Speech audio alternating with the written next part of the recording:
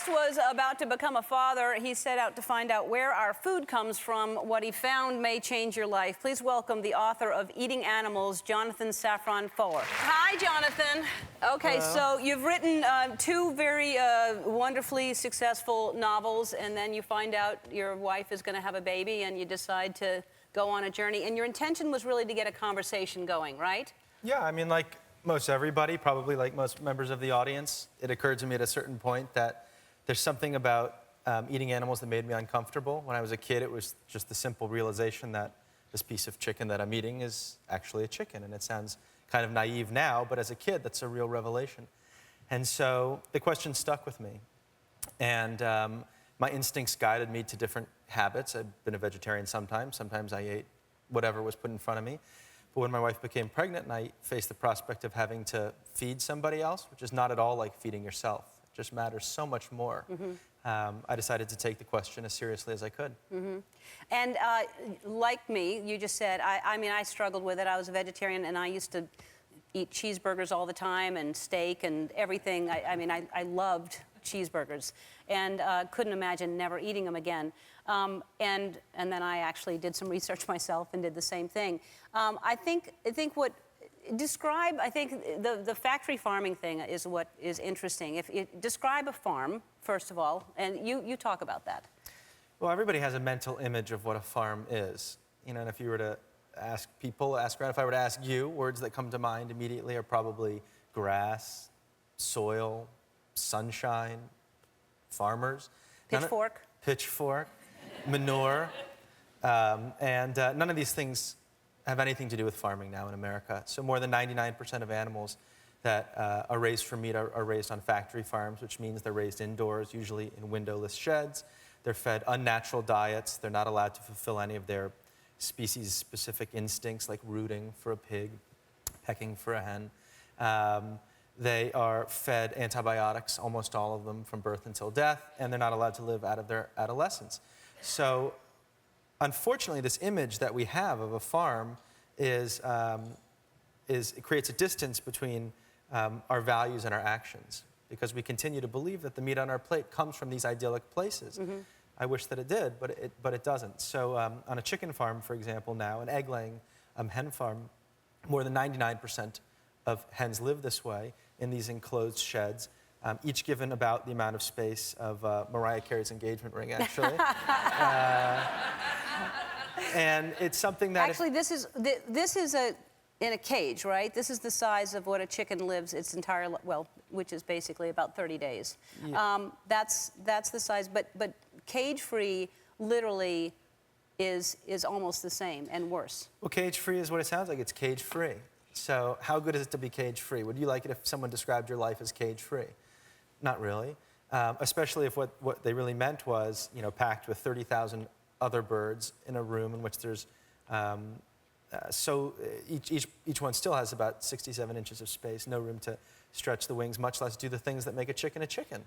If we want to know where the things we buy come from, we can find out. You know, if I wanted to know where my glass of grape juice comes from, I could probably get myself an invitation to the orchard. If you became very curious about Mariah's fragrance, she would probably tell us the ingredients and let us see the place where it's manufactured, as she should, because she's proud of it. But meat is this incredible exception. I would challenge you, I would challenge anybody here today to go to the kind of farm that produces the meat that is served in restaurants and sold in supermarkets. And what does that mean if we can't find out? What does it mean that there's an entire industry set up asking for our money, asking us to put their products in our mouths, asking for us to feed it to our children? They will not let us see how it's produced. You wrote letters, you tried to go, and there was no response? I did everything I could. I must have sent dozens of letters, and I explained where I was coming from. A lot of these companies, Tyson in particular, talks about having a family-centered philosophy. And so I appealed to that in my letter. I said, family-centered. I'm a new father. I want to know what I'm feeding my kid. Would it be a problem to visit any of your farms? I'll make myself available anytime you're ready for me. I'd love to talk to farmers. I'd love to hear all the stories that you can make available. And I never heard any response. And they weren't exceptional. I mean, it's across the board. What would you say? secrecy. I think one thing is, we're just talking to Jennifer about people are having hard times, feeding their family. So if you can go get a burger for $1, if you can feed your kids, and if it's affordable and if it's, readily available, they'll say that it may not be possible. They can't afford to eat another way. You can't afford to eat this way. I mean, the only defense for factory farming is that they're making cheap food for the masses. And in fact, they're making the most expensive food that's ever been made in human history. So you go to the cash register and you pay a certain price, but all the costs are externalized. So, factory farming is the #1 cause of global warming. It's at least 40% more destructive than all transportation combined. So we obsess about, do I buy a Hummer, do I buy a Prius? It doesn't matter. Relatively speaking, it doesn't matter as compared to what you eat. It's the #1 cause of air pollution. It's the #1 cause of water pollution. It's the #1 cause for loss of biodiversity. It's making all of our drugs less effective, antibiotics less effective. It created swine flu. We used to call it swine flu before we started calling it H1N1. It's no coincidence because the meat industry got up in arms about, hey, this is going to make people stop eating pork. Well, if everyone is hysterical about where are the vaccines, why can't I get a vaccine for my kid? Why aren't we asking questions about the root causes? This swine flu that's now an epidemic, it's broken out in 48 of the 50 states, they've been able to trace it back to a farm in North Carolina, a hog farm. Nobody knows this. Nobody talks about it. We have been told this lie that it came from Mexico because that makes us feel good about ourselves. And how do we know it came from North Dakota and North Carolina? Scientists have traced the genes of it, traced the genetic information. And do we know that? How do you know that and we don't know that? How do I know it? Because I devoted myself to it. Because I did things that were uncomfortable. I spent a lot of time. But other people know that it came from North Carolina. It's very, very well documented fact. All right, we have to take a break. We got some questions from the audience that people that have tried to do this and their doctors told them that they couldn't do it, they have to eat meat and things like that. So we'll be back after this and address some questions. Jonathan, here's some questions. Someone says they used to be a vegetarian, they weren't getting enough protein and iron. Doctor said, I have to go back to eating meat. What do you say to that? You have to get a new doctor. I mean, the American Dietetic Association, which is the gold standard for nutrition in our country, says exactly the opposite. They say not only do you not have to seek out more protein, but that vegetarians have a more optimal protein intake than meat eaters. So this is a lie. It's been sold to you, and you should resist it. All right. Understand vegans don't eat animals, but what's the deal with not eating eggs or drinking milk?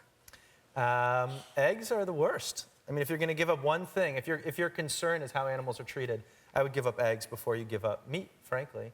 Eggs are the animals we were talking about that are in these tiny cages are egg-laying hens. And milk, they're at least, beef cattle get to graze, whereas dairy cattle now are confined in pens, never get to eat the food that their bodies were made to digest. Yeah, that was kind of surprising to me, too, because I think everybody has this image. There's a cow, and there's a guy, and he goes and milks it. There's a bucket, and, he walks around in his overalls. And I think there is a guy, he's just in commercials. He's not in real life. Right. I mean, they take advantage of this image. You really have to constantly question, is the thing that I'm holding in my head, does it correspond to reality? Yeah.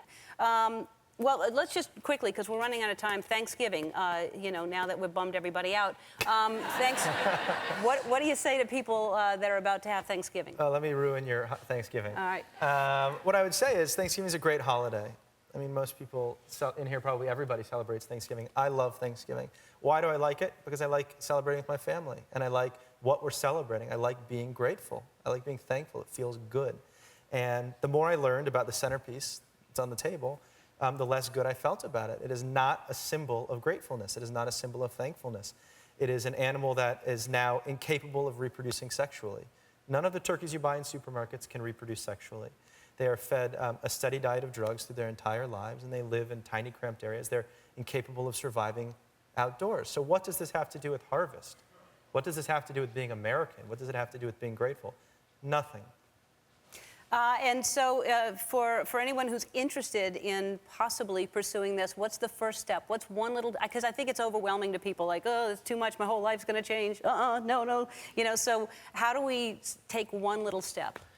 There's nothing more powerful than an informed conversation. So get informed. I have information on my website, eatinganimals.com, and on Facebook as well.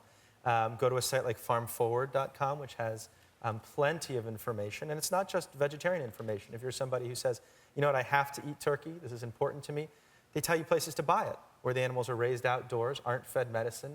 The kinds of farms where if you were to visit them, you would say, this is something I'm proud of. My values are reflected in the ways these animals are raised. And just talk. Talk about it with your family. Don't take these things for granted. Don't let corporations lie to you. Act on your values. And you can read this book and learn a whole lot more. Eating Animals is in bookstores now.